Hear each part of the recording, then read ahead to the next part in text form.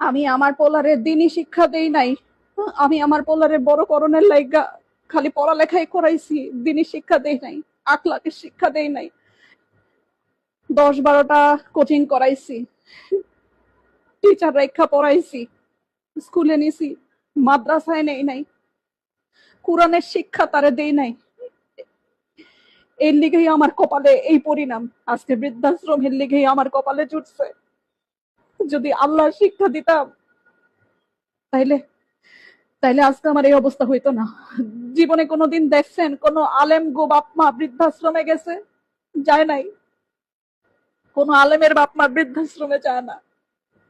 যায় আমগো মতো যারা বাপ মা স্বশিক্ষায় শিক্ষিত কইরা উচ্চতর ডিগ্রি দেই, তাগো পোলাপানরাই এক সময় বড় হইয়া চক্ষু ফুইটা যায়। আর তাগো পোলাপানরাই বাপ মারে পাঠায় বৃদ্ধাশ্রমে।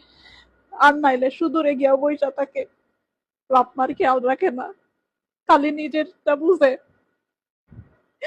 এটা একটা মায়ের আর্তনাদ, একটা মায়ের কথা। আপনারা এই ভুল করেন না যে ভুল আমি করছি। পোলাপানের দিনই শিক্ষা দিয়েন, পোলাপানে আল্লাহর রাস্তায় পাঠায়েন, উচ্চ শিক্ষায় শিক্ষিত করেন, কিন্তু ধর্ম শিক্ষা দিয়েন। ধর্ম শিক্ষা না দিলে পোলাপান কোনোদিন বাপ মার মর্যাদা বুঝে না, কোনোদিনও বুঝে না। মনে রাখেন।